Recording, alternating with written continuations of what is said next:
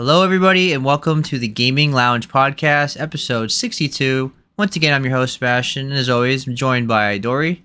How you doing, Dory? Hello, everyone. I have basically 100%ed Tony Hawk. As far as I'm concerned, I'm also playing with my dog. So if it looks like I'm turning away from you, I'm actually just turning towards my dog, who insists that now, at 8:54 at night, is a great time to play. So anyway, I've had a absolutely brutal week. I just barely was able to. It's been a great week at camp, but a very tiring week. I slept 10 hours last night to this morning, and I almost never do that, just to say how exhausted I've been. So I haven't been playing a ton of games besides Tony Hawk Pro Skater 4, which I just fully beat. We'll talk about that more later. But we're also going to talk about Hunter Schafer not being in Legend of Zelda, sad noises, and then sad trans noises. We'll also talk about rumored Fallout 5.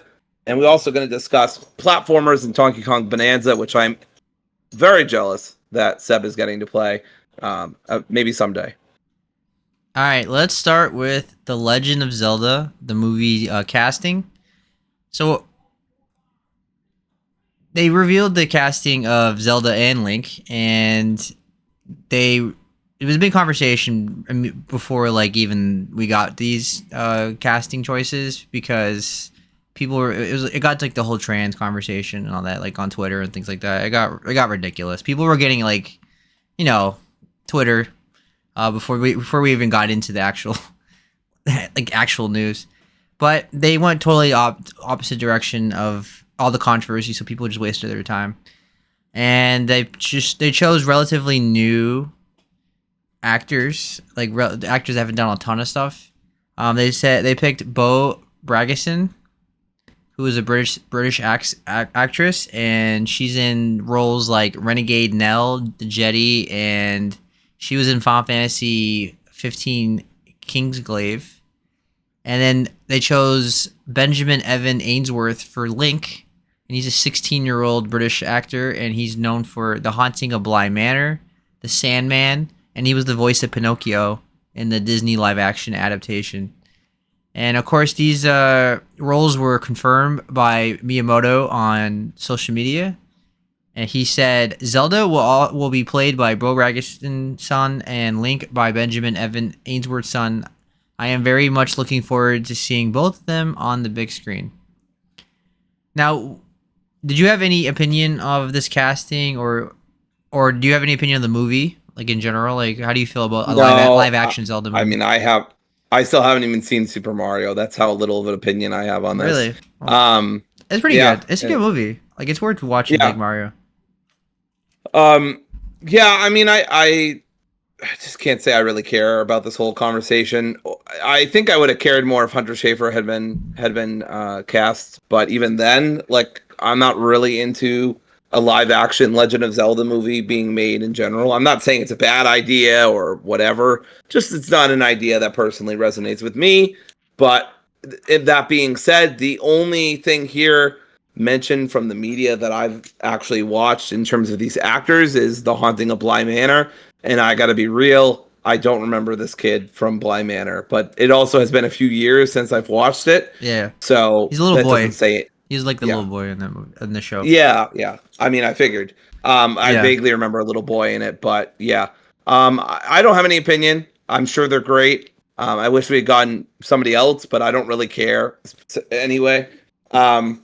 It would have been cool to get Hunter Schafer in such a cool role, but I never really thought that it was going to happen. I thought maybe it could, just because she literally does look like Princess Zelda. She does. She does look very elfish, 100%. Yeah, she looks very elvish. She looks very much from the Fae, just like most trans women do.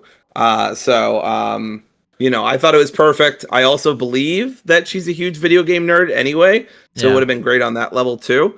But it's whatever. I'm not super bothered by it. They both seem like great actors. Yeah. So I have no problem with it. But I'm also I'm not super into the idea of this movie. It doesn't move me much. But I hope it's great. And I mean, hey, if it gets fantastic reviews and you got to see it, maybe I'll check it out.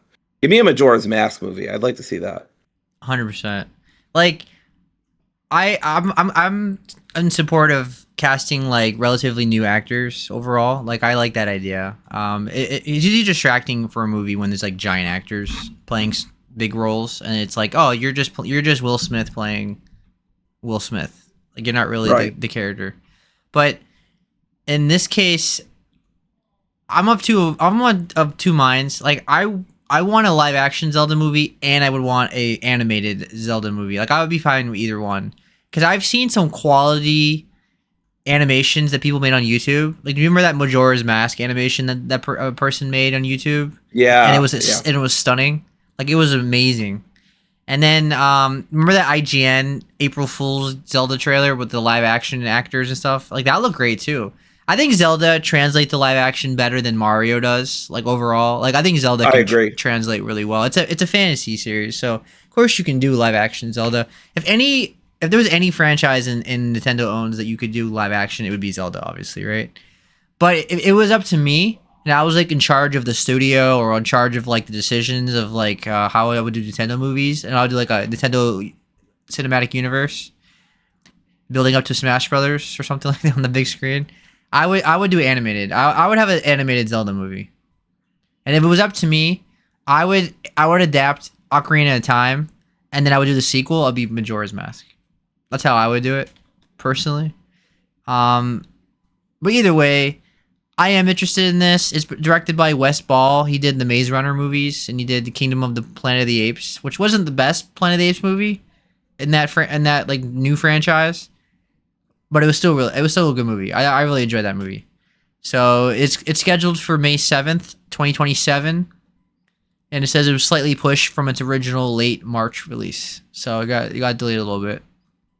I want to say I'm super excited. I'm not even excited. I'm very interested to see what it's going to turn out, how it's going to turn out.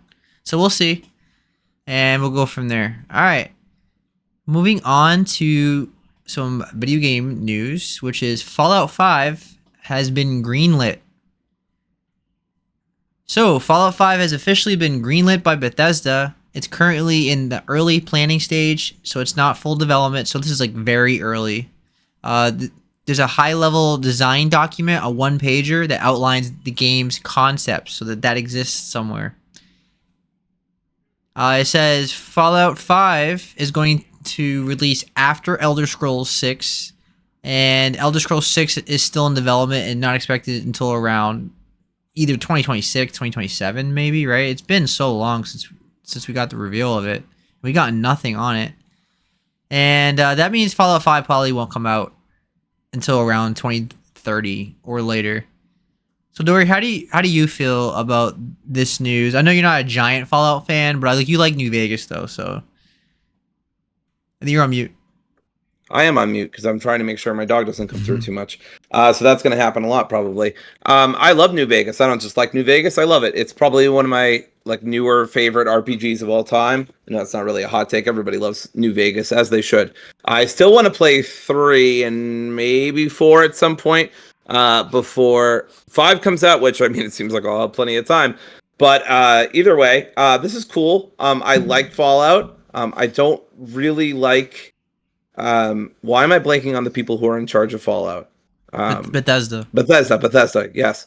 I'm not always a huge fan of Bethesda and the people behind it, Todd Howard especially, just because, broken promises and, it just works, etc. But, I mean, it's not nearly it's not a Gearbox or Randy Pitchford situation. Yeah. I'm certainly willing to buy, the new Fallout game as long as it's not like fucking 76, right? Because I have no interest in that kind of game. The irony is your favorite Fallout game was not even made by Bethesda. It was made by Obsidian. I know. And like the closest thing you've played to like a Fallout version of like Bethesda's Fallout was Starfield, which is not even like a Fallout. And that game was a Starfield 7 or Starfield 8, as you say. Starfield 8. It was a Starfield 8. I almost used that for Tony Hawk, but I think it's a little better than a Starfield 8. Anyway, yeah, I'm excited. I hope it's good. I'll probably be 50 by the time it fucking comes out. But excited to be dealing with arthritis while I'm playing Fallout 5. That sounds exciting. Yeah. In the meantime, I hope to get 3 and maybe 4 done. I have both of them, so it's no problem. I played New Vegas. I loved it. I played Outer Worlds, and I loved it. Yeah. And I also liked Starfield. So I think whatever they come up with, I'll probably enjoy. I know Oblivion's different, but it's similar, similar RPG ish Yeah. I'm at, in terms of yeah. Bethesda. So I'm actually very curious how you would find Fallout 3 and Fallout 4 nowadays as somebody that didn't yeah, play them at all. I mean, Fallout I 3 did not. came out in 2008, and it was game of the year of 2008. Like one game, a lot of game of the year awards. It was like revolutionary for the whole series because it's still if you played the original Fallout games, they play totally different than like how they are now. Um, and Fallout 3 is is my top 25 favorite games of all time. Even though I like New Vegas objectively better, I think Fallout 3 is it's just more memorable to me as someone because I've played it like 6 or 7 times, beat it like 6 or 7 times over the years, and I really love the Washington D.C. setting, and like it's really cool going to like the destroyed like White House and Washington Monument and things like that. It's just interesting, and it was like my first introduction to Bethesda, I think, that I recall. I mean, I guess I played Morrowind and stuff. No, I played Oblivion, so it was my introduction. But it was like the first one that I really loved, and Fallout became one of my favorite franchises. Anyway, Bethesda is prioritizing Starfield updates, and then they're gonna go to Elder Scrolls 6. I mean, they did a DLC for Starfield, and they haven't done anything since. I don't even think they even like brought up any news. I mean, I don't follow Starfield news closely, but I don't recall seeing any Xbox show in a long time. Right? A Starfield update. I don't either. Yeah, and they plan to take their time with Fallout 5. There's speculation that another studio could assist development to speed things up, but nothing is confirmed. Now, I can't confirm this, but I've heard YouTubers and like Twitter talk that like Microsoft, a lot of the layoffs that Microsoft did, and a lot of like the studio focus that Microsoft's doing was about Fallout. Like, yeah, the AI was a big part of it, of course, as we talked about, but they're prioritizing Fallout right now because of the success of the show, and they're kind of like forcing other studios to like focus on Fallout and like develop Fallout games. And it's possible that they've been working on a Fallout game without telling us, and it's just been in development, not Fallout 5, but like something like a side game or something, because they're trying to capitalize on the success. Safe bet, we're gonna get a Fallout 3 remake like Oblivion got.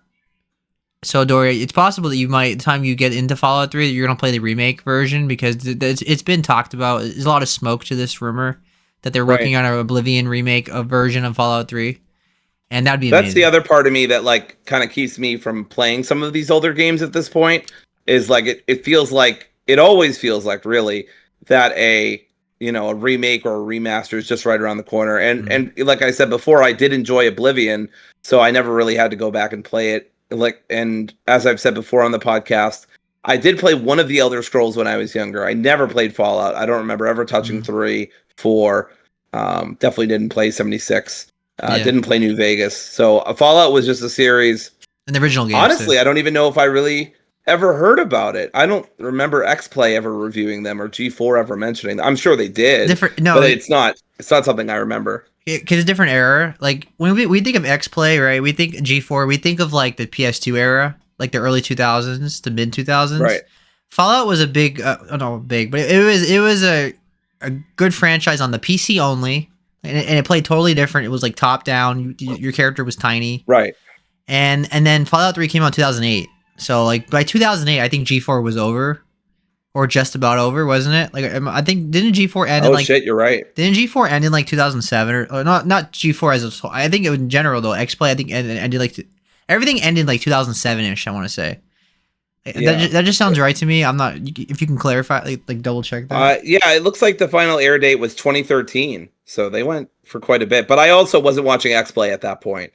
It fell off after that, but like because it fell off by the mid 2000s because I think Morgan Webb left. Yeah, but anyway, this is all a big side tangent. Yes.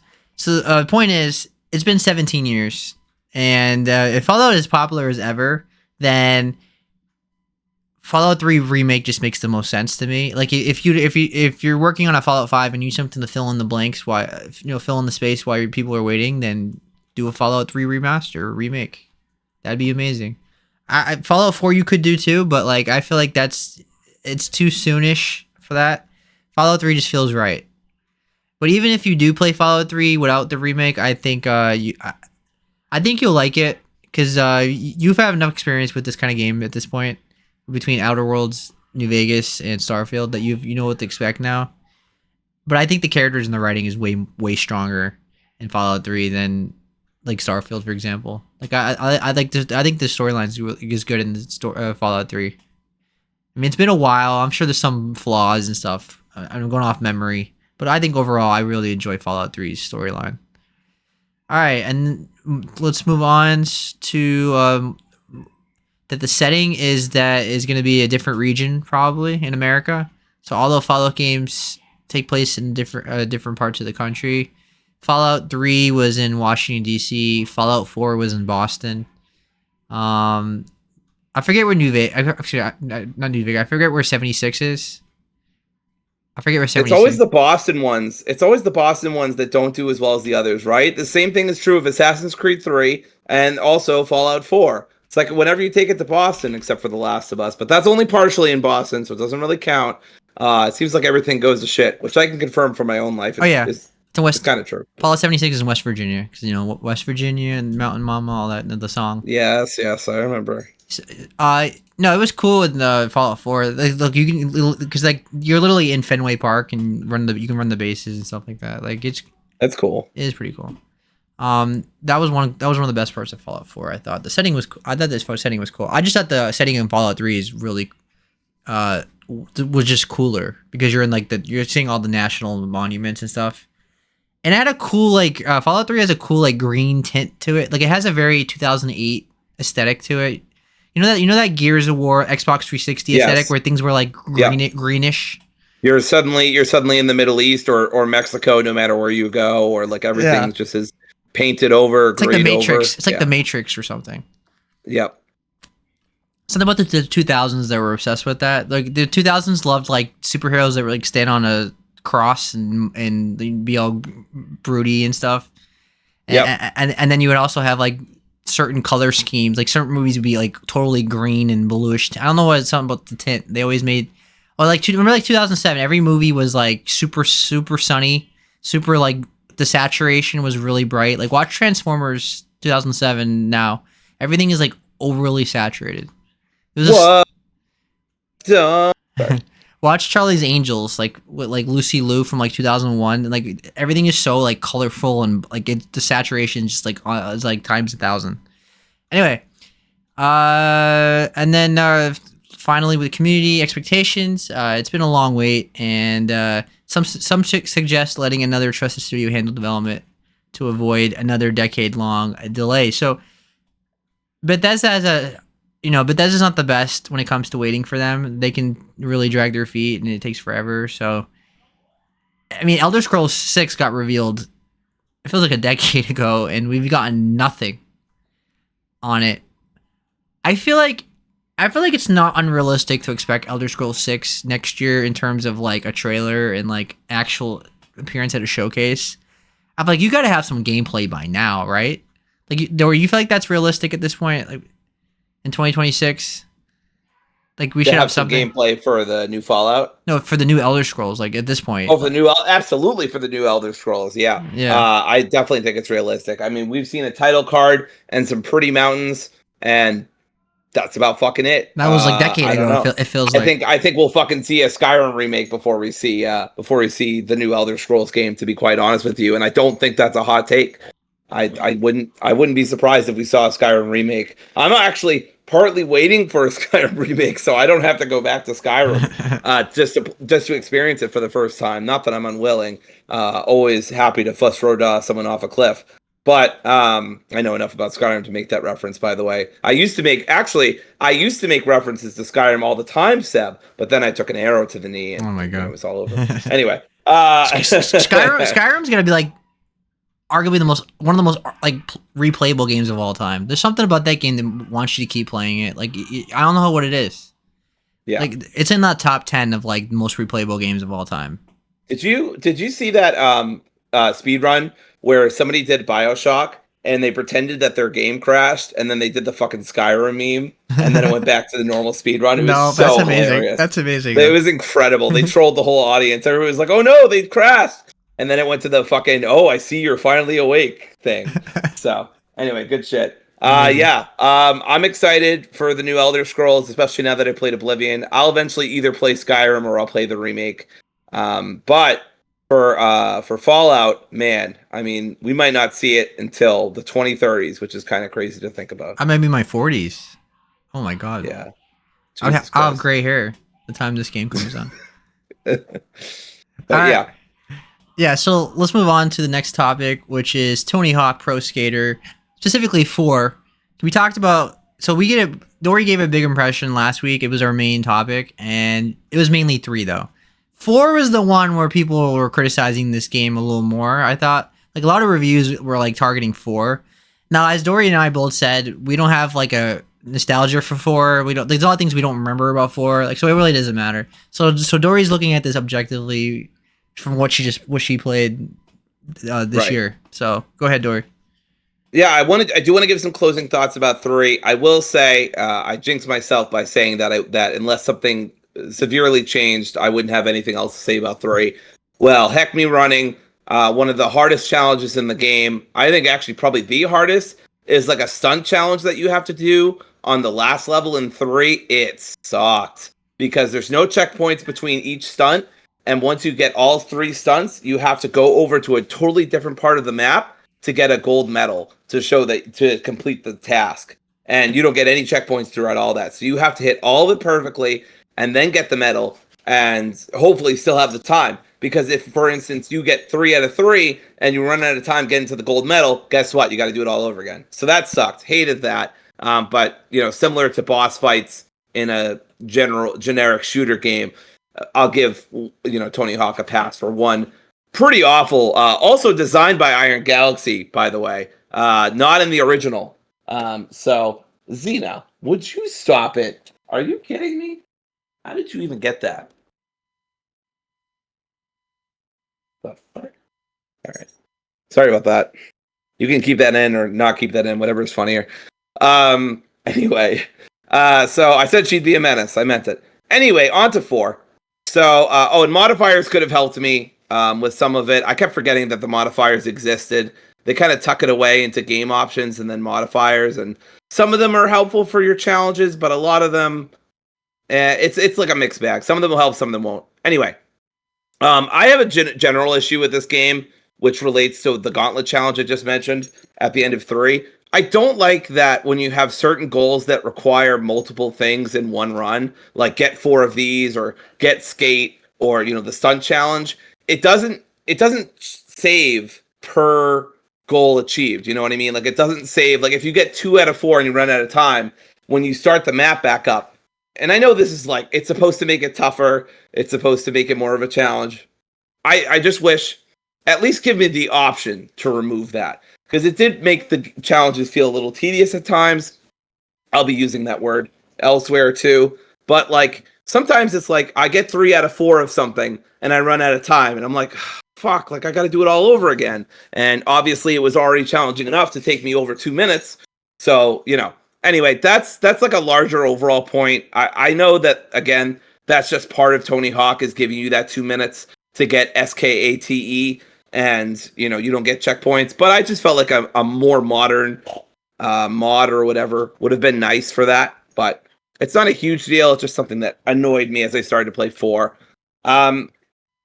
Otherwise, I felt like 4 felt just as strong as 3.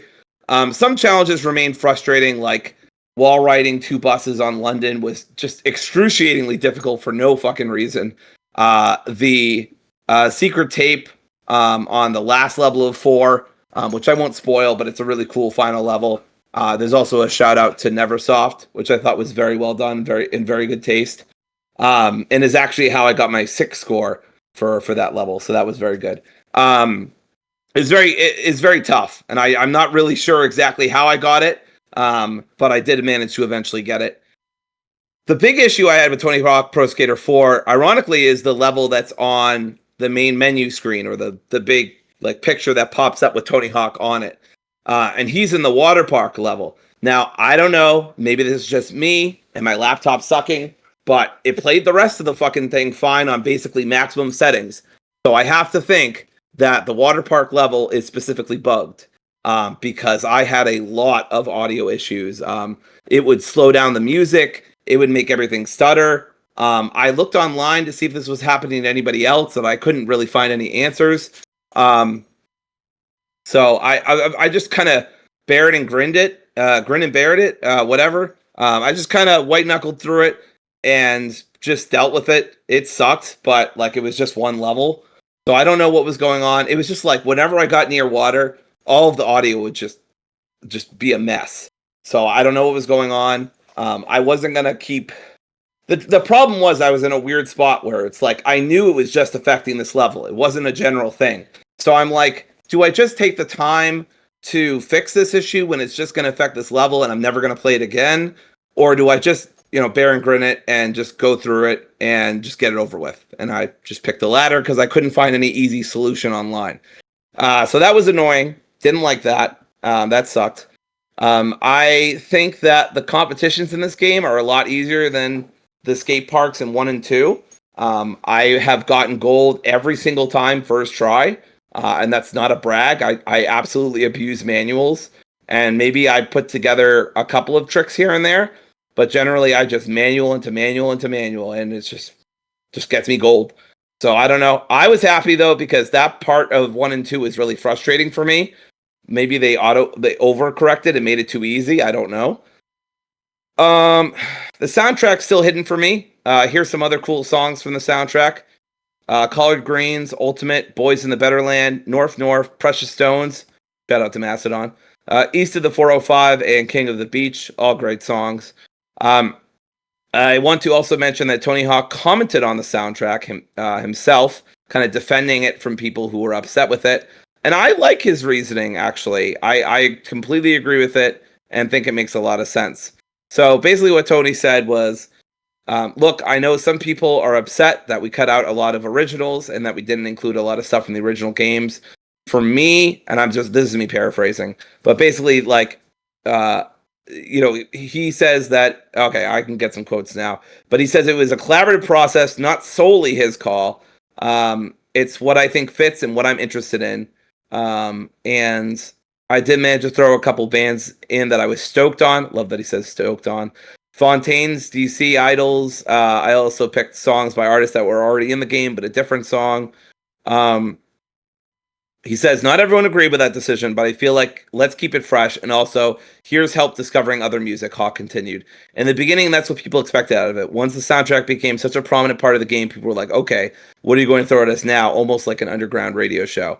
So Tony kind of sees this as like a way to get people to appreciate newer bands instead of just the classic old bands. He also makes the point that it's like, if you're really upset about this, like, and he doesn't word it like this, I'm wording it like this. But Tony's like, just throw on the playlist, right? It's not hard. I literally looked up Tony Hawk Pro Skater 3 and 4 soundtrack. It's the first result on YouTube, and they're all there. I checked. At least for 4. I'm pretty sure for 3 as well. Every single song is there. So just mute the music volume, which you can. I checked. You can just mute the music volume, put on YouTube while you're playing the game, and just play the playlist and hit shuffle if you want more authenticity, right? So it's not the same every single time. And boom, that's it. Like, that's all you got to do. He does say that, basically. He says, just fire it up on your streaming service if you're so inclined. He's basically saying just play it on Spotify while you're playing. Right, exactly. So I completely agree with Tony. I'm glad he said this because I had pretty much the same opinion. And like in the back of my head, I'm like, man, maybe I'm like being too rough on people, or like I'm being too callous about this towards like hardcore fans. But I mean, if fucking Tony Hawk is saying it, I don't know. I'm not gonna feel as bad about. I think having that opinion. I can understand both sides of it, I suppose, because like if it's a remaster of like a classic game, then you want to be more true to like the original, like for nostalgia, I suppose. Like if you try, like if you want to introduce people to new bands, then you should do that like in a new Tony Hawk game, like a for a new generation kind of. I can understand that. It doesn't really. music to me is not the end of the world. It doesn't ruin the game for me. It's not as big a conversation as people make it out to be, in my opinion. I don't think it's a really big deal at all. I care more about the gameplay and the modes and stuff, like the content of the game. But I can understand, like, it's a remaster. You're celebrating the past. That you should have every song from the past in it because it's a celebration of that. But I do understand Tony's point of view as well. Is that we had to make compromises, and sometimes things don't make the cut, and it is what it is. Like, you can adjust. So I understand. And I also think I understand everybody's point of view on it, basically. Yeah. No, I can see that too. I think it's nice to give newer bands and newer artists the rub, in terms of exposure and popularity. Getting people to check out their songs and stuff like that. A lot of these people, not a lot of these bands, but like some of these bands definitely I've never heard of before. And I would be more inclined to check out because they were on the soundtrack. So I also understand, like, Tony's point of view of, like, he says we're trying to make room for new acts and new songs. Not everything makes the cut. It's nothing personal. Yeah. And I appreciate that people have a fondness for that song. Well, he's specifically talking about Alien Ant Farm and their song Wish, which I've never heard in my life, but apparently people love. So, yeah, I mean, that's all the quotes that he basically said. Sure. He says, I'm hoping that discovery is half the fun and a big reason the soundtrack resonated in the first place. So listen and enjoy the ride. So, you don't have to agree with him just because it's his game and he's Tony Hawk and what the fuck ever. You can totally disagree with him. Yeah. I'm not saying you have to like his opinion or even agree with it. But I think it makes a lot of sense. I like that they're highlighting newer artists and also giving us different songs. That said, I also think it would have been nice if they had more original songs. Not original song, more of the original tracks that were on the original soundtrack. I'm still confused why the 1 and 2 had so many compared to this one, 3 and 4. Like, if that was the thinking throughout both games, then why is one so much different than the other? And right? and tying it to DLC. Right. Well, that's just inherently shitty, and I'm not going to defend that at all. Yeah, that sucks. A lot of this feels like Activision. We don't want to pay for this license. We don't want to pay for this. Right. I think that's the case too, and I think Tony just doesn't want to throw his money bosses, money makers. Yeah, you don't want to put the people who are also part of the deal under the bus, because if he does that, then they won't make another Tony Hawk game, I guess. Yeah. I don't think he needs it though. But anyway, one thing I want to talk about that I didn't talk about last time, and I've only got a couple notes and then we're done.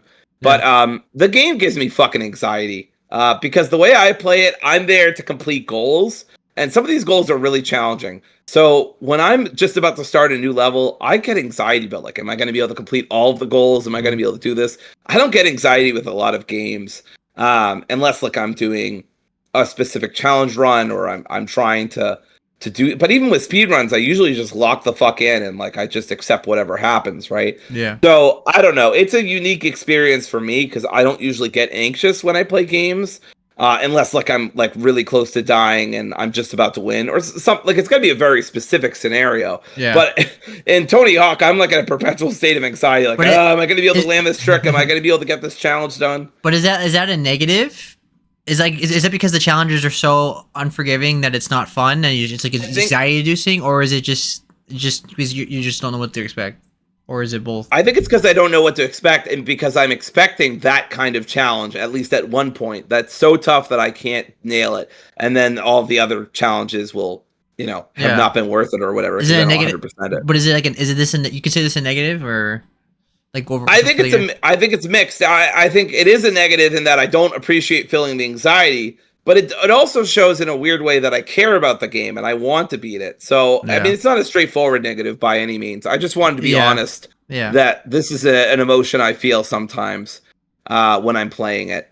By the way, I don't do the collectibles. The game tells me that I clear the stage without them, so I don't do them. So that's the cash, the stat points. I do collect stat points when I can, just because it's helpful for certain challenges. Yeah. But generally, I don't go out of my way for them unless I have to. The Iron Galaxy logos, the decks, all that stuff, I don't really care about it as much. Yeah. I still think overall the game is a solid 8 out of 10 or a 4 out of 5. I was probably closer to a 9 or like an 8.5 or something before in the last episode. But after that really stressful kind of stunt challenge and some. I still think the game's it's very persnickety sometimes you with how you do certain tricks and certain platforming. It's just very finicky, and I don't like it, and it gets very aggravating because you're trying to do one trick and the game thinks you're doing another. It doesn't happen nearly enough to like be like a huge, a negative, but all these little small things add up, and I'm just like, sometimes it's just like, no, I clearly pressed this button or that button, maybe I didn't, but it felt like I did. Sometimes it just feels like the game should have a little more grace towards the player.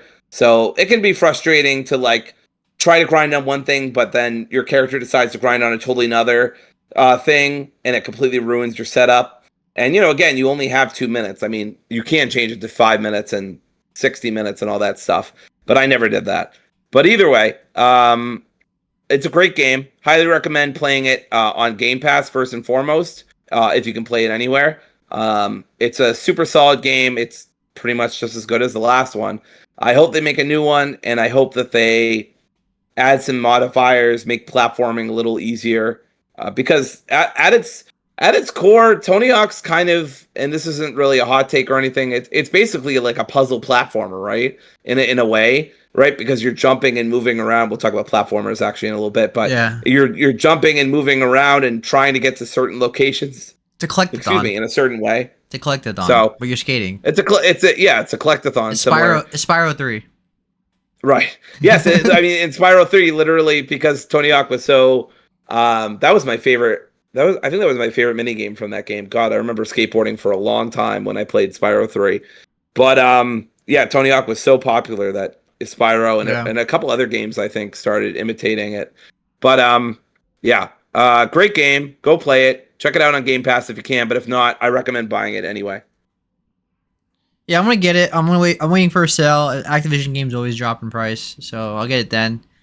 But yeah, I beat the one. I got all the achievements in 1 and 2 this month, so I am ready for 3 and 4. But I needed a break from skating, like games. So I don't want to go from 1 to 2 and right to 3 and 4. I think I would have been burned out. So that's that's the biggest reason I waited. But it's also because I want to wait for a sale. So it's a win-win. It's a win-win. Yeah. Go ahead. Last thing I'll note, it took me 14.2 hours according to Game Pass to basically 100% it. I say basically 100% because at the end, when you clear all of the goals, Tony Hawk's like, "Wow, great job! Here's some pro goals that are even harder," and I'm like, "Fuck that! Like, no, thank you." Like, I like this game a lot, but some of those goals are really tedious. Again, I've already mentioned a couple: the wall ride, the last secret tape. There's some other tedious goals in Tony Hawk Pro Skater 4. I think I found less in 4 than I did in 3, to be fair. But there's definitely some that were very tricky and repetitive, and I had to keep doing them over and over. But yeah, pro goals sound like a nightmare to me, and I just don't see the point of punishing yourself like that. I'm not a sicko for Tony Hawk Pro Skater, so I'm not going to be doing that. As far as I'm concerned, I spent 14 hours. I cleared all the stage on a basic level. I'm good. I'm done. Can you even roll credits in the Tony Hawk games? I don't know. I think you can go to the menu and you can roll credits. But other than that, I don't know.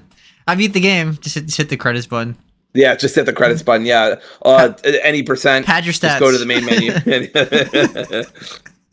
All right. Let's move on to our discussion topic of the day, which is about top 5 platformers. So this is a big conversation on MinMax. They were discussing like the top 5 platformers of all time, and obviously this gets very controversial because platformers, specifically 3D platformers. Just be clear, 3D platformers. I didn't write that in the notes, but it's 3D platformers, and this gets very debatable because 3D platformers are extremely nostalgic for anyone that's like around our age or even 10 years older, like millennials basically. Like our childhoods are literally centered around 3D platformers. Like you had Banjo and Spyro and Crash and Sonic and Mario. It was like, it was there's so many like obscure ones too. We have Gex and Croc and Tomba, and it was a huge genre in that time. I'm not saying they were massive sellers. I don't remember. Mario obviously has always been a massive seller, but I don't remember but I was a little kid. I didn't pay attention to sales back then. But it was just like it was part of like the conversation all the time. Like they were the symbols. 3D platformers were the icons of that generation, right? Like when you thought of PlayStation, you thought of Crash Bandicoot. He was like the mascot. When you think of Nintendo, you think of Mario, and then you think of when you think of Xbox, you think of Master Chief. But like you don't think of there's no platformer for. Well, Xbox had Binks the cat. Do you remember that game? The Time Sweeper cat. Yeah, I think they tried to make him a mascot, but they never did anything with that. I think, or it wasn't successful. But that was a different generation. Xbox wasn't around that time. Anyway, let's talk about our top 5 3D platformers of all time. Now, I can't do one game per franchise in this case because objectively a certain franchise just has the best in the series, like in the genre. I want everyone to know that I pushed against this, so I do have a anti-plumber, anti-Italian bias. Wow, think you know people. Yep, no. That's right. Anyway, so Dory, let's start with we'll go from 5 to 1. Those won't be a massive conversation because this is not Dory's genre, and I understood that, but we need a discussion topic. It was because otherwise we're going to be leaving early today, and but also because it was a big conversation. I saw it on Reset Era. It was on Twitter and things like that. It was on Blue it's Sky. big right now because of Bananza, so everyone's talking about it. I think IGN just had a feature on best platformers like a week or two ago too. Yeah. So again, this is 3D platformers only, so we're not including 2D platformers because my list would change if it was 2D and 3D. So this is just purely 3D. All right. So your number 5, Dory. Yeah. So my list and Seb's list are going to look pretty different. I think we only have one game in common, which is pretty wild. Although to be clear, everything on Dory's list I've played and really love. And it would make my top 10 or like a top 20 or something. 15. Yeah, it would be. Yeah. So now a lot of my games are recent because when I make these kind of lists, behind the scenes kind of thing right here, when I make these lists, I like picking games that I can remember having played. And often those are games that I played in the last 10 years, not games from my childhood that I haven't gone back to. Now, I do have an exception to that on this list because it's too nostalgic. I know for a fact that it largely holds up because I've seen other people do Let's Plays from recent years, and I just love it too much to not put it on this list. I'd feel really, really weird if I didn't put it on this list. So it's on the list. But if you're wondering, like, Dory, what are all these new ass games doing when the 90s and 2000s were, the golden era of 3D platformers? Sorry, I haven't gone back and played and gotten my PS1 or my N64 and played those games. And the irony of that is, I think it really isn't, because the best of the best, I think, were like after that. Like a lot of the games on my list are newer as well. I would one of your picks almost was on my. Actually, your number 1 was almost on mine. But anyway, so I will start. The number 5 for me is It Takes Two. I love this game a lot. I played it with Kim, ironically before we got married. So it was very fun. Kim was not super great at this game. I'm trying to put this very diplomatically. It almost destroyed your relationship. It's very, very funny, very meta commentary, because I kept getting pissed at Kim because I'm like, can you please keep up? And I just didn't have good patience. And I'm sorry, Kim. I still love you. Anyway, we both had a great time with it. It's a lovely game. And I wouldn't say it's very casual friendly. Kim had a lot of trouble keeping up. I thought it was going to be more casual friendly than it actually was. I didn't think it was going to be completely, but I thought it would, I thought it'd be fine. So I learned after before their next game. But either way, this was an excellent game. I love it. It has some of my favorite game mechanics of all time. I'll always talk about the fidget spinner section, which literally lasts like 30 seconds, but was like pure joy. There's so many cool ideas here. If I have one criticism, and that's the reason basically it's at number 5, is I don't like the story a lot, or at least I don't like the way it ends. It feels very toxic, and I don't like it. But that's my major issue with the game. Some of the sections too feel a little overly brutal, overly designed every now and then. Some of the levels are overly designed, I think. Yes. Yeah, but other than that, that's my number 5. Yeah, it won Game of the Year. I loved it. I didn't have it in my top 10 initially, but retrospect, it made my top 10. It's one of the best games of that year. It was fantastic. Joseph Fares is amazing. It's an awesome game. It had every genre in it. Like, it was such a unique game. All right, number 5 for me is Astrobot, which came out last year and won Game of the Year, which surprised a lot of people. Not me. I mean, I thought it was the second best game of the year. Obviously, I had Metaphor as the game of the year in our video, but Astrobot was like phenomenal. It was one of the best in the genre for sure. Like, I was blown away. Everything about it blew me away. The gameplay wasn't like the most complicated gameplay. It wasn't like Mario Odyssey or something where like you could do crazy flips and tricks. But the level design was just so freaking good. And the challenges were really challenging, but like not in a frustrating way, like in a fun way. Like they were never like 5 hours of frustration. It was like 15 minutes, which is great. I love all the PlayStation references. I mean, I grew up with PlayStation my entire life, so like I understood practically 85-90% of the references. Some of them were like very Japanese focused that I didn't get in the West, so I wouldn't have known. But for the most part, I got every single one. They even added, and not only that, they keep adding more content, right? Like they've added more levels, they've added more Astrobots. Like there's a cloud one now. It was really cool, and like it was not even just PlayStation. It was like third party franchises like Final Fantasy and Resident Evil. So that game is just really fun. It was the best fun I had last year.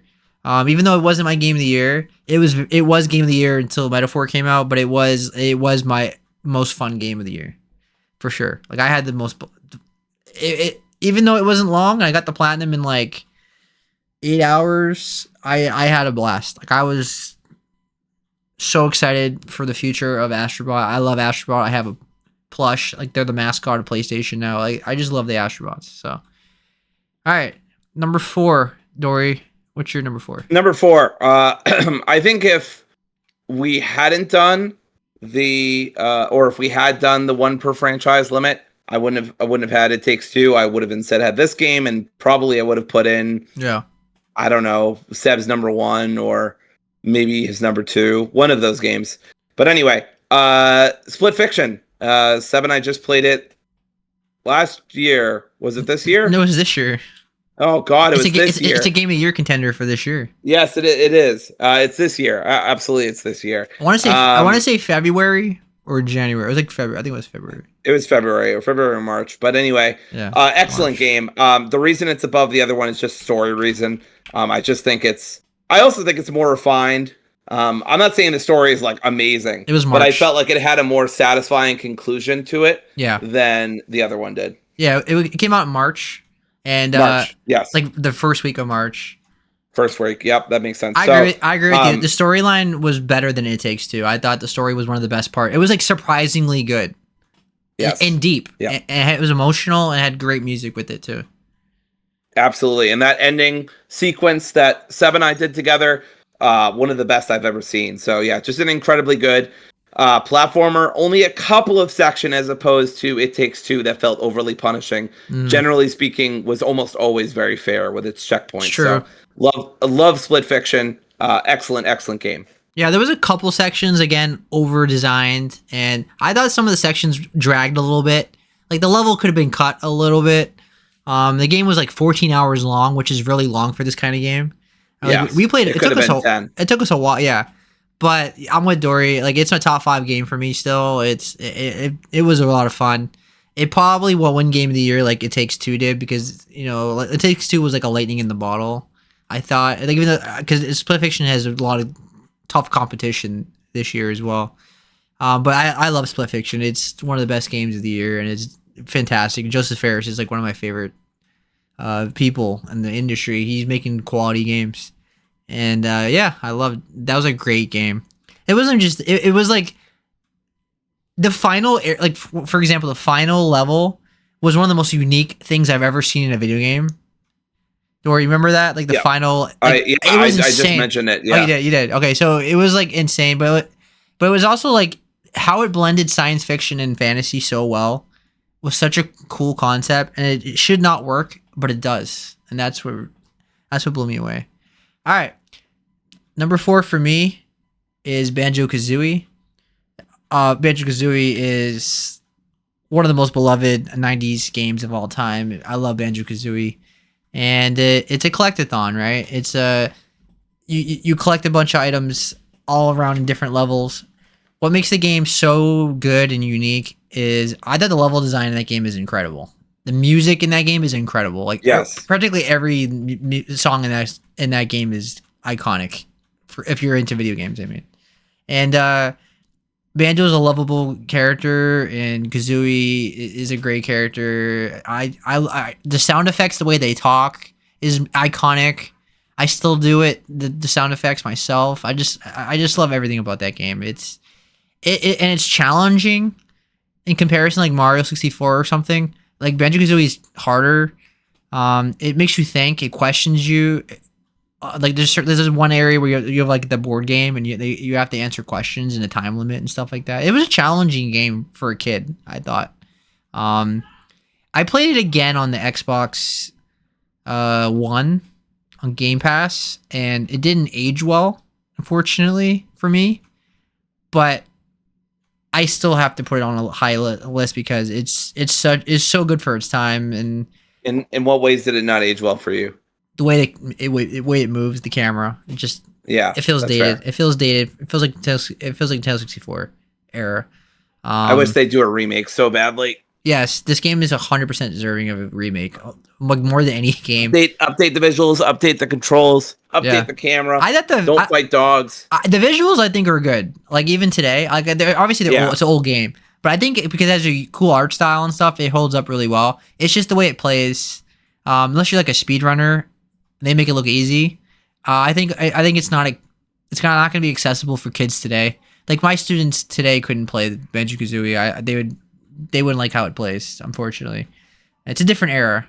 But like what for the time though, it did everything well. It was fantastic, and I love that game so much. It's iconic to me. It's like top 5 most nostalgic games for me when I think of like that like my childhood.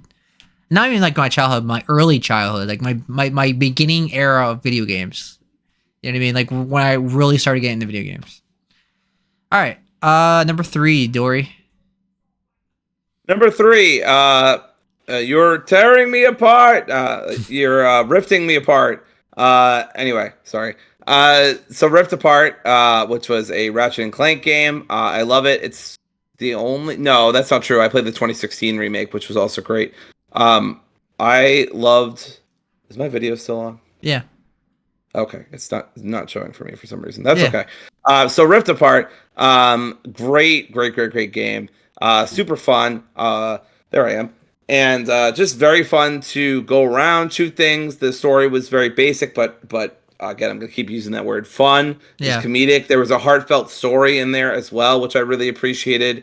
I didn't grow up being a huge Ratchet and Clank fan, but I thought that the platforming and the jumping, I know this is more of a 3D action platformer, but everything felt really cool. I think it I would counts. say, towards the end, it got a little repetitive because you just find the right setup to just absolutely demolish waves of enemies. But then you can just play on harder difficulties if you want. But Insomniac did an awesome job with this game.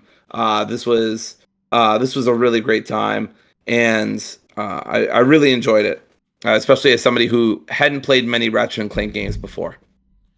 Yeah. A beautiful game too. Really showcased. Was kind of a tech demo for the PS5 and its loading times. So that was super cool. But yeah, go ahead, Seb. Yeah, I think generally people consider Up Your Arsenal to be the best one, but like obviously you only play what you can play, right? So Right. I think Rift Apart is amazing. I think it was a great game. It was my game of the year for like a good 5 months or something, and it fell off a bit, but it was still a fantastic game. I think it really did a great job with the PS5, like hitting on that SSD, how fast it was. The way that game loads in was insane. The visuals in that game were incredible. I have it on PC, of course, and it looks even more incredible. And that game is a blast. Like that game is pure fun, as Dory said. Like it is very fun. The storyline is very basic, but it doesn't need to have a complicated story. I thought my biggest problem I thought with that game was what's her name? What was the girl's name?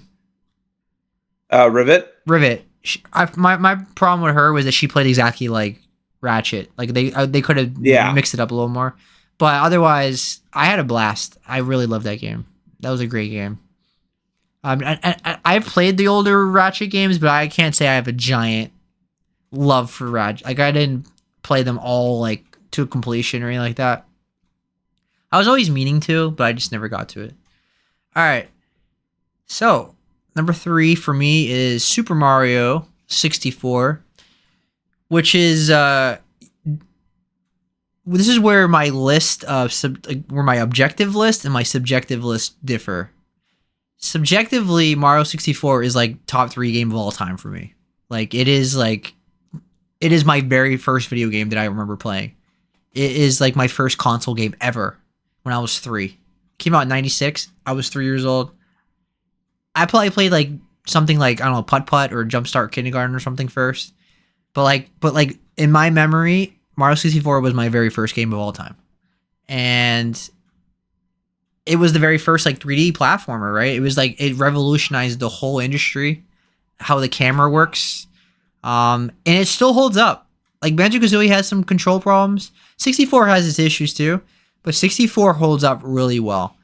It holds up so well that my students found a website that plays Mario 64, and they were all racing each other doing a speed run or like trying to get the stars. Like these are these are 11-year-olds born in like 2013, 14, 15. And like, you know what I mean? So it's like, no, 13, 14. So it holds up, and it revolutionized the whole genre. It revolutionized consoles and not consoles. Well, it was a big part of it. The camera, how things work. It was insane. But the level design in that game is amazing. It's all the levels are unique and different from each other. You can do a lot of tricks with it. Speedrunners have found so many cool glitches and stuff with it. It just it's so replayable. It's a game I can always go back and play. I can't praise this game enough. The soundtrack is iconic. Like I love every single song. It's top 4 soundtrack of all time for me. Like there's especially the water soundtrack when you're swimming. I think in that water level is like top 5 most iconic 90s video game sound of all time for me. It immediately brings me back to the late 90s or like mid to late 90s as a kid. I love that game so much, and it's only number 3 on this list because I'm being objective, because I do think even though Super Mario 64 is most beloved to me, objectively I think there's 2 better Mario games or 3 better Mario games. Before we get into your number 2, do you have any comments on Mario 64? Did you play Mario 64? Or... This is one of the things that gets me in trouble with gamers. I had an N64. Guess what I didn't play? Mario 64. That's insane. Guess what I also didn't play? I also didn't play Ocarina of Time. So whenever people bring up, I've told you this before many times. I know you did. Did you play? As for the audience, did you play GoldenEye at least? Oh. Yes, I played GoldenEye. Okay, I did play GoldenEye. You're forgiven. Okay, thank you. I'm almost positive I played GoldenEye. If I didn't play GoldenEye then, I did play it like a bunch of years ago with some friends on an original N64. I take it back. Pizza. You're not forgiven. God damn it! I always do this to myself. But yeah, look, okay. You know, I never played Super Mario 64. I did play the DS version, but I don't think that counts. No, it counts. It's mostly the same game. It's just that the controls are just slightly different, and you can play as Luigi and Wario and Yoshi. Yeah. So I do remember playing that. Did you like that at least? I did like that. I enjoyed it. It was a good time. I don't remember it very much because the DS was a very long time ago, but I do remember liking it. So yeah, I never played the original Mario 64. I was too busy playing Majora's Mask and being edgy and cool, but also playing Banjo-Kazooie's being wacky and goofy. So I'm curious though, because like Majora's Mask came out in like 2000, and Mario 64 came out in 96. So, what did you play in that 4 years, or did you not get into video games until like I a don't little later? think. Let's see, 96. I would have been 5 years old. I doubt I was playing 64. I remember when I was at the Boys and Girls Club when I was very, very young. I think it was a Boys and Girls Club. Maybe it was at somebody's house. It's just a vague memory. Yeah, But like I played the Super Nintendo and I played the original Super Mario. yeah. But I don't think so I think that was one of the first games I ever played. But I didn't get I didn't get an N64 until like I want to say 98, 99. Those are Yeah. the years that are sticking out to me. So by Okay. then 64 had already come out. Yeah, yeah. I think I was too young to have gone into it then. I got you. Yeah, that makes sense because like Majora's Mask came out like at the end of the 64 era. Like GameCube was right around the corner. Right. Came out to be clear on October 26, 2000, and then the GameCube was like 2001. So, but yeah, it makes sense. I mean, don't get me wrong. Majora's Mask is iconic and legendary and one of the best Zelda games. So I ain't wrong. I ain't mad at that. All right, Dory, what's your number 2? My number 2, this is the part where I said nostalgia took over at one point in my list. Look, Banjo-Kazooie, one of my all-time favorites. I also love Banjo-Tooie. I do think that the open world stuff was a misstep, and Rare shouldn't have done that, and it hurts the pacing.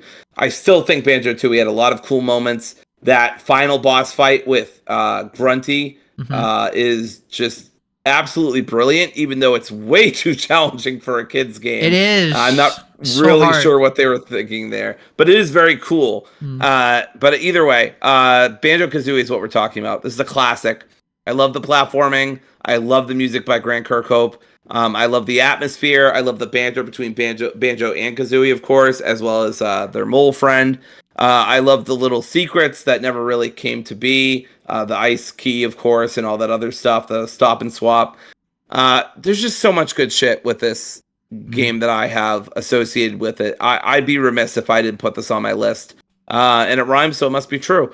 So yeah, it's Banjo fucking Kazooie. I mean, I don't know what you want me to say. It's a great game. I know some of it doesn't hold up. I still think like one of the later levels, the one with the ship and the oil in the ocean and stuff, that level's really fucking annoying. And I'm always gonna think that level's annoying because the water like drains your health so fast, and there's some challenges. I do think also some of the collectathon elements don't age very well, just because there's a lot to collect in that game. It's not as bad as Donkey Kong 64, which I did play when I was a kid, but it's not here for, that very reason. Yeah. And just a just a really quick tangent. When I was a kid, even now, I tend to get very nervous around the ocean, and I get a fear of like the ocean, like going in like the deep void kind of thing. And I think that largely comes from Mario 64 and Banjo-Kazooie, because Mario 64 had that giant eel that was really creepy. It had the a shark and stuff. And then you remember Banjo-Kazooie when you go in the water, you get eaten by the shark, and they play the music and everything. Like I feel like my fear of the ocean and swimming in the ocean, not pools or anything. I love swimming, but I mean like being in the ocean. My fear comes from Banjo-Kazooie and Mario 64. If you look up the eel from Mario 64, that thing was scary. Oh man, but that shark too. All right. Yeah, I think also there was just some extra moves. Yeah, and there were, there's more to this game, I think, than some other games at its time. It did come out in 98, so my intuition about having played N64 by the time, or by 98, 99 seems right, because I played Banjo-Kazooie. It came out, I'm not sure exactly when, but somewhere around 98. So, yeah, I mean, and it still looks good. I mean, obviously it's very blocky, but it's very bright, very colorful, very cheerful. Good stuff. I don't know about you, but 1998 was probably the most revolutionary year for video games for me. Like it changed my life. It introduced me to everything I love. Basically, that was the year I got introduced to Spyro, Zelda, Pokemon, Metal Gear, Half-Life, like Baldur's Gate. I mean, it was like insane. Like, well, that's like a different topic, but like we should do like a 90s like retrospect and look back on it. But like 1998 was stacked, and when when Banjo's like not even like if Banjo's not even like the best game of that year, like that's how insane 1998 was. I mean, Yeah, I will say, I was looking it up. Rusty Bucket Bay, fuck that level. That level. that's what the shark that used to scare me. I Yeah, think that I think that one had a shark too. the big shark, a giant, The no, a the giant, bi- giant, yeah, ship shark thing. the giant ship. Yeah, Clanker's Cavern Was it? had a lot of swimming in it, and that could be really annoying. But I think those are the two biggest issues. I think the final boss is really fun, and yeah, I don't know. No, It's a good time still. yeah, I'm looking up whether people think it still holds up, and yeah, people still generally seem to think it holds up. yeah, The controls for Banjo can be a little sluggish and awkward, and the camera can be as well. yeah. There's a couple levels that are not don't hold up great, and there's some backtracking people might dislike, but generally speaking, it still feels like a 9 out of 10 to me. That kind Oh of game. yeah. It didn't feel well to me, like, but it was still playable. It wasn't like what I mean is like if I'm introducing this to like a kids today, I don't know if they'd be into the level design and certain level like the way it plays a bit. But I don't know. It's very subjective. Yeah. And Clanker's Cabin is the one with the giant shark, the metal shark. All right, let's move on to my number 2, which is Super Mario Odyssey, which came out in 2017. It was one of the best games on the Switch, and it was phenomenal. I mean, it got a 97 on Metacritic. People were saying it was Game of the Year, it would have won Game of the Year if not for Breath of the Wild. It came out in the same year, which is insane. And it's the best part of the game is the gameplay. Like it is insanely good. Like you can do so many tricks and maneuvers, and you can make a case that it's the best 3D platformer gameplay of all time. Like it feels so smooth to play. That game's gonna age like wine. Like you can play that game 50 years from now, and it'll probably still be fun to play. Like that's how good that game is. The level design is really awesome. Everything about that game is smooth. It looks good. Storyline is very basic. Obviously, Bowser, takes Pretty Peach and all that. But it might not be everybody's favorite Mario game, or it might not be. A lot of Mario fans tend to be a little. They get very debatable with this, obviously, because this whole thing is subjective. Mario is so many. I mean, Mario is the most iconic video game character of all time. It's not even close. And there's been so many awesome Mario games that like it's so subjective. But objectively to me, I think the gameplay is so incredible, and the level design and the music and everything about it is just first class video game. Like it's just this is like pure polish. I can't think of like there's really small negatives I have for that game. It would have been my game of the year. Like I didn't podcast and do lists back in 2017 on all that, but if I did, Mario Odyssey would have been in my top 3 games of the year. And Breath of the Wild and Mario Odyssey in the same year is insane. Switch had just an insane start. Dory, did you ever play Mario Odyssey? I mean, you had a Switch 1. Did you ever play Mario Odyssey? Yeah, I did play Odyssey. I thought it was a great game. It's not my genre, and so Yeah. I think it just didn't charm me as much as it charmed other people. I did find collecting a lot of moons really annoying. Maybe not really annoying, but annoying at times. I did think the boss fights were fun and the plot was fun, but yeah, it's a great game. But I know people think it's like a 10 out of 10, and to me, it's just not. No, it's but not. Again, that's a genre issue. I just don't find platformers, generally speaking, as engaging as other people do, because I have spatial issues, and just generally like that kind of stuff is hard for me. So I just don't find it as fun and engaging as other people do. So the fact that I think this is a great game means for people who love the genre, I understand why it's like, 10 out of 10, 9 out of 10 kind of thing. The mix between 2D and 3D was just amazing. It was very good. Amazing gameplay, very good. Mechanics. I think the best part I think what's going to hold this game up for so long is just how it plays. I feel like this game's going to hold up 50 years from now and still play amazing. Just something about it that's it just plays so good. It's just I just don't think it's as iconic as the next game or two games that I have on my number one. But Mario Odyssey is one of the greatest platformers of all time. I have it as my second favorite of all time. It's insanely good. So I don't think it's a 10 out of 10. The only game I would give a 10 out of 10 that year is Breath of the Wild, and even that's not technically a 10 out of 10. You know how it is when you say 10 out of 10, it doesn't mean it's perfect. It just means like there's practically no, like I'm nitpicking the heck out of it just to get negatives. All right, Dory, your number one. My number one. Go ahead. It's Spyro, obviously. Oh, yeah. No, I was building tension. Yeah. But yeah, it's but specifically it's Spyro Reignited because why would I? Hell yeah. Yeah. Why would I pick the originals when we have a perfectly good remaster? Sure. I love Spyro so much. Kim and I played it together. It's such a good memory of mine. It was such a fun time.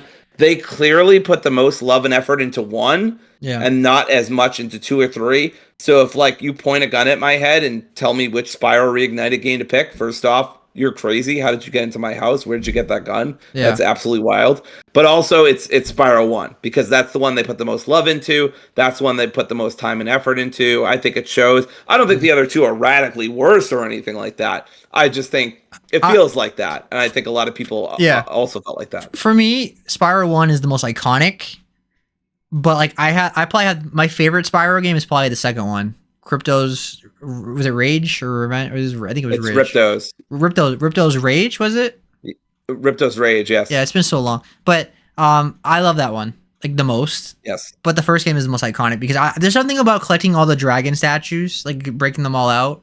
There's just something memorable about that. It tickles my brain like every time I think of that game. Because there's something about collecting. All of them have different things to say, which is so cool, and like little one-liners, and it's just a great time. I have so many nostalgic memories with it. I love the mini games in 3, but I love the power-ups in 2. Ripto's boss fight at the end is so iconic too. Moneybags is such a great character. I love Reignited Trilogy. Honestly, I've been thinking recently about going back and playing it over again, but no, I was gonna say collectathons and platforming. I was gonna say fuck Moneybags. I hate that guy. Yeah, fuck him.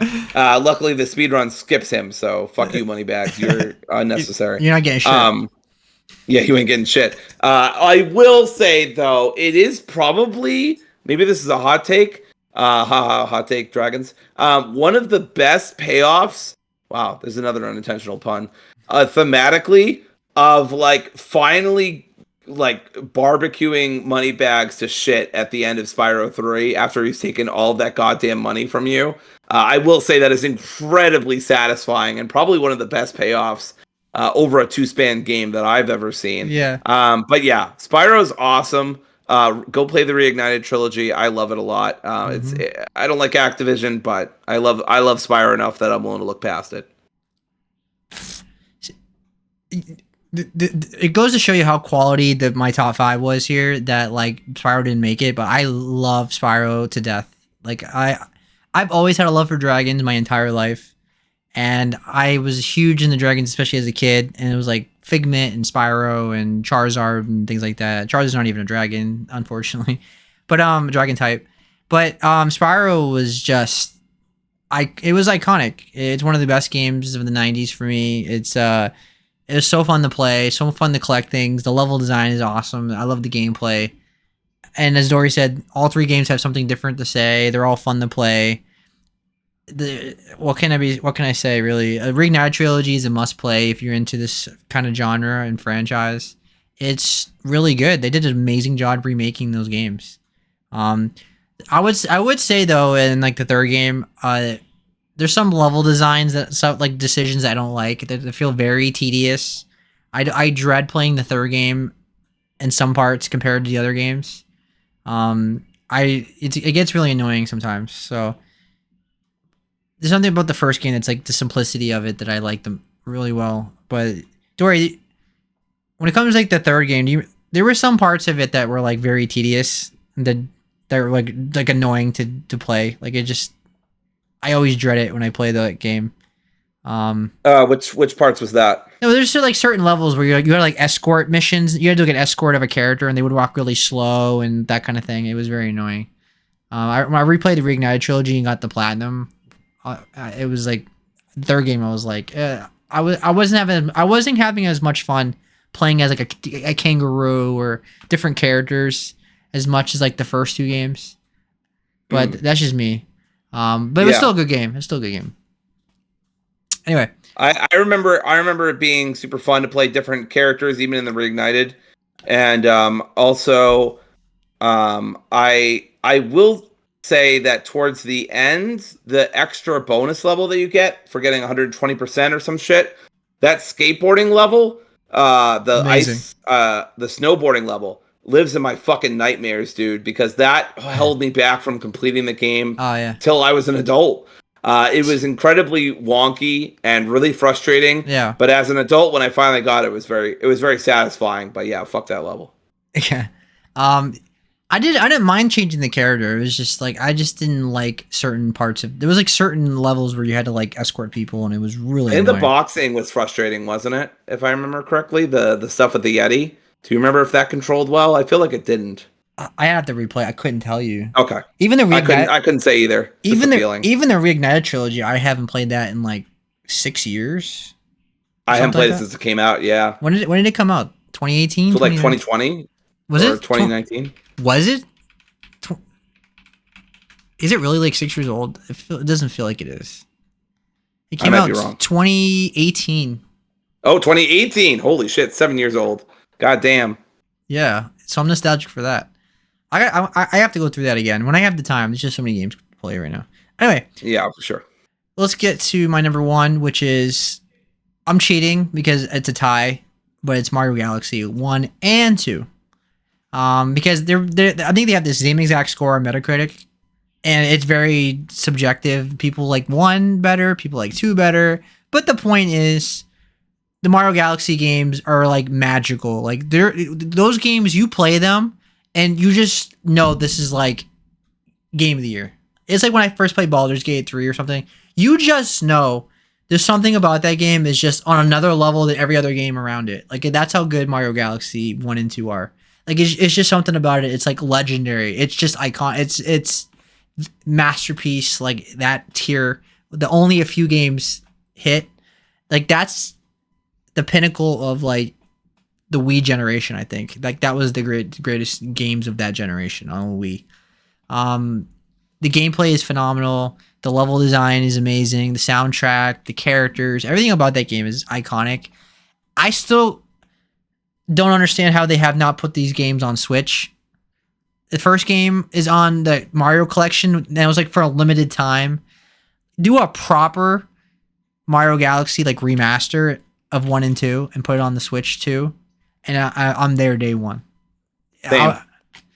So Dory, you played Mario Galaxy. I played 1. Okay. I don't think I've ever played 2, but I almost put 1 on here. Just because I have such fond memories of playing it. I loved it. Sorry, I had to cough. Yeah. I loved Super Mario Galaxy as a kid. It was just such an incredible game. It was almost on here just for vibes and memories alone. Yeah. But so it was very close to like I think that would have been on here if I gotten rid of It Takes Two. I think it would have been I don't know number 5 or number 4 or something like that.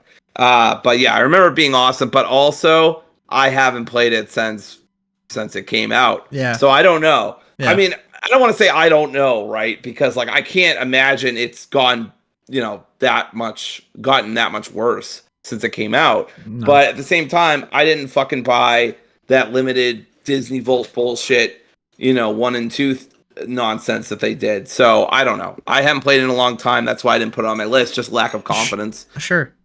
Yeah, like but Mario is just so. I mean, Mario's so iconic and has so many quality games in the franchise that like I could have make a case for Mario Sunshine and like as well, and Super Mario 3D World, and like there's a lot of Mario games that are just phenomenal. But like to me, like my top 5, I feel like are the best of the best for me, and I these games are like every game on my list is a 94 or higher on Metacritic. These are like legendary status of like if you care about video game reviews, these are like as highly as rated as you can get. I mean, Mario Galaxy 1 and 2 are both like a 97, I think, and Mario Odyssey is like a 97. So like these are like the pinnacle if you're into like Metacritic and all that, but a lot of people consider these games to be that good anyway. So surprisingly, a lot of newer games on my list. Like you would think it'd be very 90s heavy or early 2000s heavy, but no, it's actually three of the games on my list are relatively new. Astrobot came out last year, so that's how much I loved Astrobot. All right, Dory, any closing thoughts before we move on, or are you gonna do anything? Platformers suck. No, I'm kidding. No, I'm not a huge fan of platformers just because of my own personal issues, but I completely understand the joy that some people take in them. I liked Astrobot a lot, for example. It's kind of like an Odyssey, as opposed to a Starfield 8. There's like a Odyssey 8, where it's like this game's probably amazing to someone else, but to me, it's just like a solid game. Yeah. And I'm the same way with Astrobot. Like that's a great game. There's absolutely almost nothing wrong with it, but it just doesn't get me engaged, and that's the whole point, right, of gaming, to get you engaged and have fun. So it just doesn't do it for me as much as other people, but that doesn't mean it didn't deserve the accolades it gets. Absolutely. There's certain genre, it's how it is with games, right? Like there's certain genres you can like appreciate it, but it's not for me. Like I can appreciate it in phenomenal Metroidvania, but it's just never going to be my genre, like other people. So in closing, please make another Spyro game. If they remake Banjo, I'm there day one. And yeah, you don't tell me that. Yeah, I'm day one. Like, even though it's not your genre, like you're spitting fire right now. Like that's like it's top 5 genre for me. I think they complement the big cinematic AAA games really well. If you're a platform, you should have that and the cinematic games. All right. Let's get to the final topic of the night, which is Donkey Kong Bananza, which is highly rated all over the place. Everybody's praising it. And I agree. 10 out of 10 from IGN. 10 out of 10 from IGN, and I agree with them. Is it a 10 out of 10? Not for me, but it's like a 95. It's a 9.5. Like there's the problems with the game are not just nitpicks, but they're still very minor. But let me get into the pros first. In the pros, the gameplay of this game is phenomenal. It is the most fun game of the year so far. It's July. It's probably going to end up being the most fun game of the year. It's like Astrobot last year for me, where like it might not be my game of the year, but gameplay wise, it's the most fun game I had the whole year. And this game has more. This game's gameplay is a lot funner than Astrobot.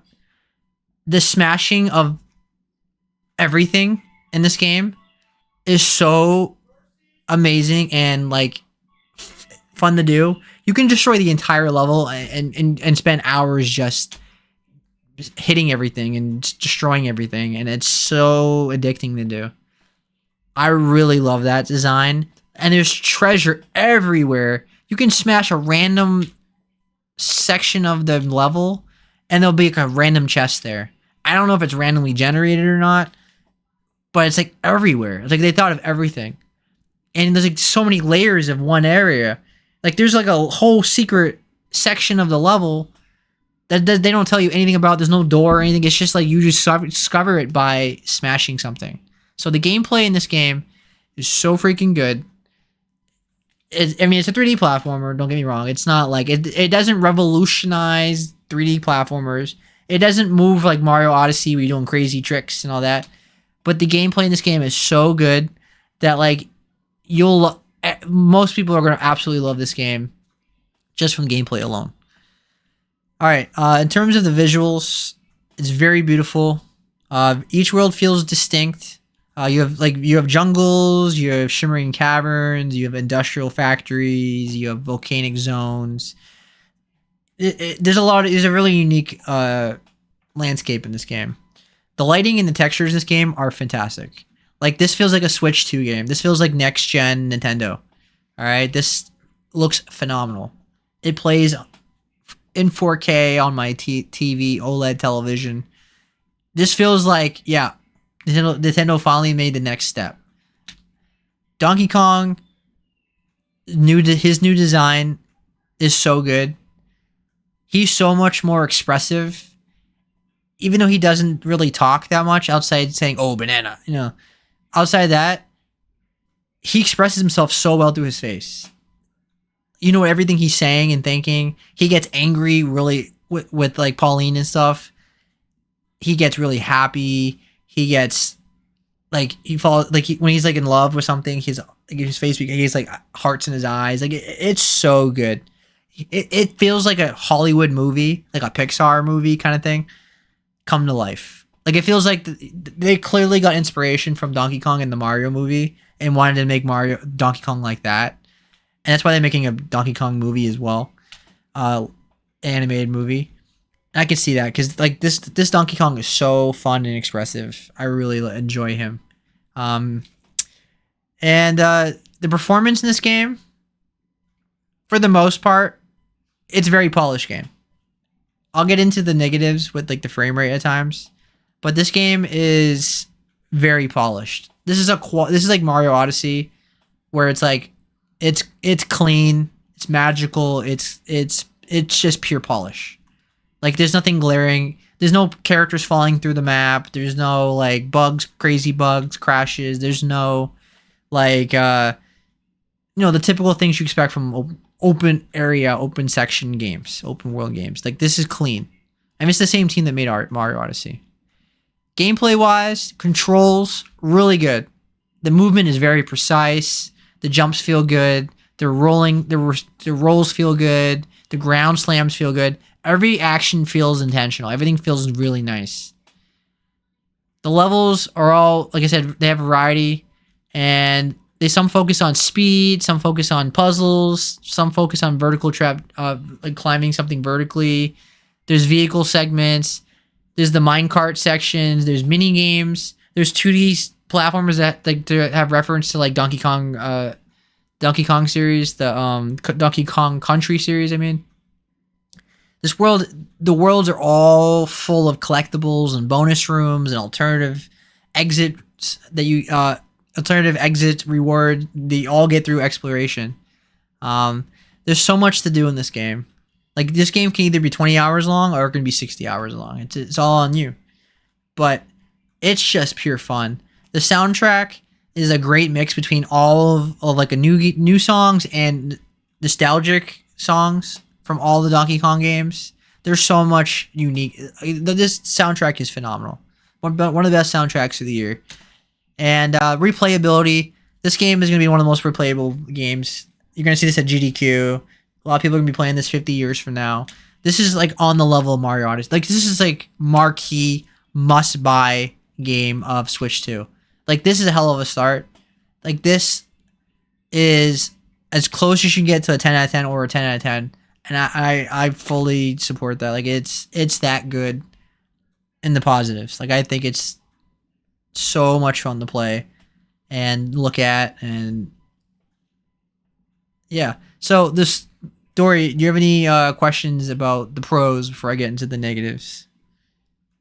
How did the areas, and you might have already said this, I apologize, but how do the areas feel in terms of size? Do they feel just right? Do they feel too big? No, they feel just right, in my opinion. There's some levels that look huge, but they're not like overwhelming. It's not like Breath of the Wild or something. It's like very, like it's easy to traverse to anywhere you need to go really quick. Like at some point you'll like knock a vine down. And if you accidentally fall, you can just climb up the vine. And you're good. Like it's very accessible. I think like it feels really nice to get to places. So it's not like overwhelming at all. Like what do you think about the transformations? All right, so the transformations are awesome. They feel so nice to play. It's so satisfying. Like even the first one you get, where you just smash anything you want. And you're super powered, and it's so satisfying to just smash a giant cement wall with like little effort, like charging the button up. It is one of the best parts of the game. Any other questions? Anything in terms of the story? Like, is the story just fine, or is it great even, or is there anything Not Uh, that not that a game like this needs that, but I'm just curious, like, if you have any thoughts on the story. the story isn't like phenomenal. It's nothing like it's not like Last of Us or something. It's very Right, right. simple, but it's definitely better than a Mario game. Like Okay. Pauline is a great character. She talks. Everybody else like speaks gibberish because they're all monkeys and stuff. So they just make noises, but it gives you like dialogue boxes and stuff. Pauline actually speaks English and she talks and everything, and she's fully voice acted. And her relationship with Donkey Kong is awesome. And the storyline in this game it's pretty good. It's like there's something to it that you want to keep. You want to see what happens next. It probably has one of the better stories for like this kind of game, right? Because normally these kind of games are very bare bones. Like Peach got captured, go rescue her, right? This game does a better job with that. Like the storyline in this game is pretty good. So it's not like phenomenal. It's not one of the best parts of the game, but it's definitely good. Anything else before I get into the negatives? Or is I think we can get into the negatives. Sure. All right. Beginning of the game, it kind of starts a little. It's a little slow in the beginning. It's like I mean, it gets to it. You get out of there pretty quick. Like if you just go straight and do all your stuff and everything. But it's just very basic in the beginning. So it feels like is this it? Like it just feels like this game's gonna be way too easy. And this game is easy. But in the beginning, it's like, oh my god, this is like super easy. Like this is nothing. Like, is this all this game is going to be? But again, very small because this is like a very short part of the game. I've seen reviewers say that though too. It starts off. It could have started a little better for me. It was fine though. He's like mining. He's in a cave and he's trying to. And Pauline lands. She's like in a rock and she lands from a star or something. It's fine. It's not like my favorite start. It could have been a little more exciting, I guess. It doesn't. The big thing I think is this is not like a negative per se, but it doesn't reinvent the wheel. It's a 3D platformer. The smashing and the level design is so awesome, but it's like it doesn't like it's not from Mario 64 to Mario Odyssey. You know what I mean? In terms of the controls, it's not that big of a jump. So if you're expecting like anything like, oh my god, I never played anything like this before, it's not that kind of game. But what it does is so good that you're not even gonna think that anyway. But it could be. It's a small. That's why I think it's like a small negative. I think one of the biggest problems with the game, and it's not like a major problem. This is only specific when you're like digging or like smashing the ground. There's some issues with the camera where it gets confused between like where you're at and the wall, and your character gets missing, and it just because it shows like when you're like in a tunnel from smashing the ground, it shows you like the outer layer of the ground, so it feels like you're out of bounds in a way, and the camera gets a little confused sometimes. But you move so much.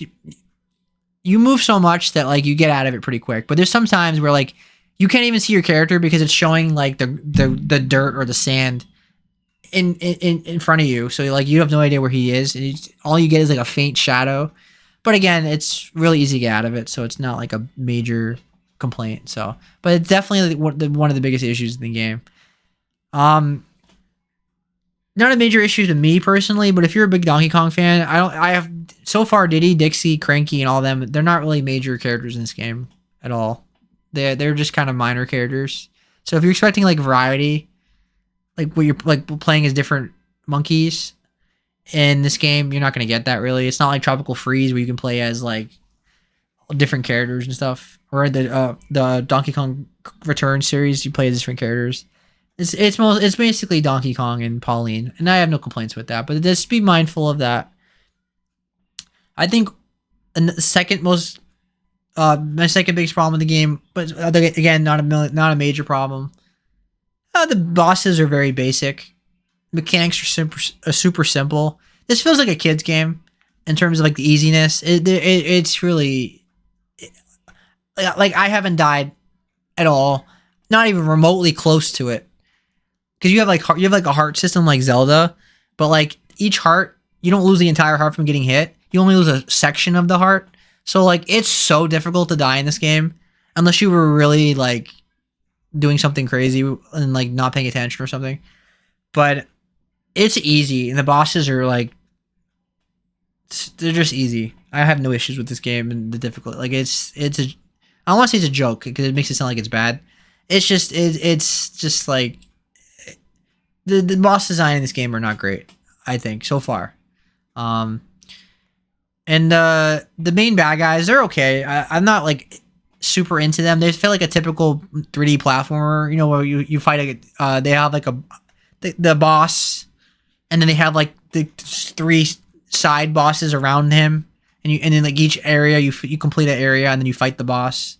Every 3D platformer has this like trope, right? Like Spyro, Banjo, like there's a main boss, like the big boss, like the president, and then there's like the side bosses around them and stuff like that. Every 3D platformer has that. So again, in conclusion of my negatives, camera, some issues with the camera, frame rate. Obviously, when you're going crazy and there's so much going on the screen where you're smashing so much, frame rate drops, but it corrects itself pretty quickly. It's not like you're going 5 frames per second for like 20 minutes. It's nothing like that. This game is pure polish. But the camera, frame rate at times, the storyline is not amazing, but it's fine. And it doesn't. The main thing I want you to get out of this, the negatives, is it doesn't reinvent the wheel. Don't expect this game to be a monumental jump for the genre, but it doesn't have to be. I don't consider that a negative overall. So as you can see, these are all minor negatives. So this is why it's a 9.5 for me. So any questions about the negatives, Dory? No, they all made sense to me. It's similar to what I heard from the IGN review, that the transformations especially make some of the bosses a joke. Yeah. That it really only gets hard towards the end of the game, where there's a couple of bosses that are slightly difficult and pose more of a challenge. I don't know if that's been your experience as well. I'm not there yet because I'm not at the end of the game. But okay. Well, I said towards the end of the game, but yes, that's fair. I'm not even there yet either. I'm like I played like 15, maybe 12 to 14 hours. Okay, that's fair. Yeah. So yeah, maybe let us know. But yeah. But that's what I've heard. I'm not surprised by that. That's not a big negative to me either. Neither is not reinventing the wheel, because I don't expect this to. I'm just glad that there's a game that's, you know, basically doing Hulk Ultimate Destruction plus Mario Odyssey. I mean, that sounds awesome to me. I did hear about the minor FPS issues. So not surprised about that either. Little bit of a shame that you don't get to see Diddy, Dixie, Cranky, and the others kind of show up more often. I don't expect like Donkey Kong to DK to change over to them necessarily, like 64. Yeah. But I mean, it'd be nice, but it's not, again, not a big thing. When you're playing it, you're not even going to think about that, because her and Pauline and Donkey Kong are so good, and you're not going to think about that. It's only disappointing in the perspective that this is the first Donkey Kong 3D platformer in like 2 decades, since the late 90s, since Donkey Kong 64. So when people want to have an experience like that where they can play their favorite characters in the Donkey Kong universe, in a 3D platforming space. So I think this is more of like a negative if you're nostalgic for Donkey Kong. I like Donkey Kong. I enjoy the franchise. I'm not gonna say I'm a giant Donkey Kong fan. I don't know like the lore as much as other people do or anything like that. Because there is a lore to it, and people are very passionate about it, but I'm just not into that. Right. There's enough franchises I'm into. I can't be into everything. It would be cool if K. Rool shows up, but I have no idea if he does or doesn't. So, overall, I would say this game is a 9.5 out of 10, as I said. It does everything so well, and it's polished, it's magical, it's fun to play. Everything, there's so many positives in this game that it's almost perfect. It could be a 10 out of 10 for me. And if I did give it a 10 out of 10, because if I could maybe change my mind, and when I'm done with the game and think it's a 10 out of 10 and it's my game of the year or whatever, it's close to a 10 to, if not a 9.5, because I don't do this, it's like a 9.8, 9.7, 97, I don't know, whatever you want to do, whatever scale you want to do, let's do stars or 5 out of 5. It's a 5 out of 5. It's flawless. It's nearly flawless. It's a must play game of the year contender. It's easily going to be nominated. The only reason why I don't have it as my game of the year is because I love Expedition 33 so much. Because I think Expedition 33, some gameplay issues, as we talked about, but the story, the characters, the music, the visuals are so phenomenal and high quality, and like the fact that Dory had like a 2-hour conversation talking about the ending alone makes that my game of the year as of right now. So in a different year, this Donkey Kong would have been my game of the year probably. This is easily my second favorite game of the year. So it's a must play, Dory. When you get your Switch, if you ever get a Switch 2, this is the first game you should play. And this is a game I think you would like this game. Even though it's not your genre, it's because it's so fun to play. You might not like it as much as other people, giving it a 10 out of 10 or anything, but you'll probably be considered like a 9 or 8.5 or something. Yeah, I think that's true. I also have a lot of nostalgia for Hulk Ultimate Destruction, and a lot of what this game does is similar to that, and I love Hulk Ultimate Destruction. So very hard to go back and play that game, by the way, which is a shame. But yeah, I'm excited that you liked it so much. I think I will too. So I'm excited to play it somewhere down the line. Awesome. And that concludes our show. I have no idea what we're going to do next week because who knows?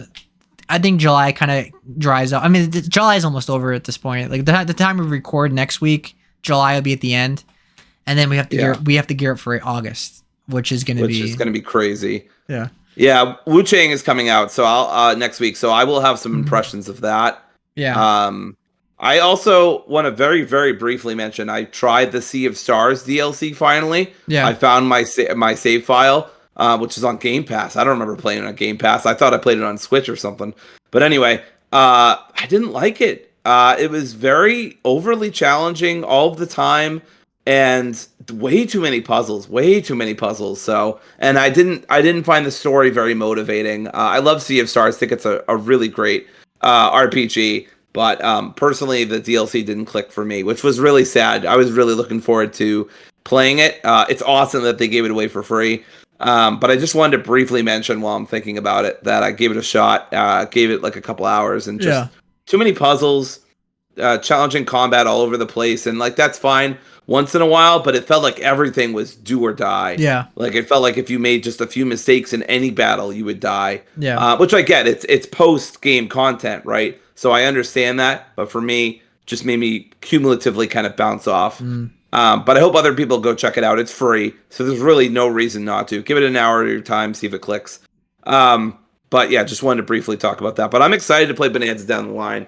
I think I'll really drive with it as well. So I'm excited to talk about Wu Chang next week. I don't know how that's going to go for me. I could play it for a couple hours and get really frustrated and just give up. Or I could get super locked in like I did with Wukong and see it to the end. So we'll see. Yeah, either way, I want to hear your impressions. Even if you only play for 2 hours, I think that's enough to get an impression of like how it's probably going to hit, like the general gameplay, I think. Yeah, Wu Chang comes out in 3 days, by the way, or just about 4 days, but yeah. And I wasn't going to do this, but I'm probably going to get Death Stranding 2. As soon as I beat Donkey Kong, I'll probably play Death Stranding 2. Because it feels like a game I should not miss out on, especially for Game of the Year conversations and things like that. Right. But FOMO it's not going to be because of FOMO. The main reason is because I really like Death Stranding, and I don't know if I can wait anymore. And my PS5 needs to be played a little bit. I can't just like be PC only, wait 3 years for every game to come out and things like that. I need to find a good balance. So I have the money. I'll just play Death Stranding 2, and we'll go from there. Maybe that'll be the thumbnail next week. I don't know. Who knows what's gonna happen next week? So, but yeah, we'll see. We'll see. All right, Dory. Thanks for joining me. You have a good night. Have a good night, everybody, and peace. Bye, everybody. Bye. Happy birthday to my Nana who just turned 80. She's Happy birthday. 80 on Monday. Happy birthday, Nana. You will not see this. You will absolutely not see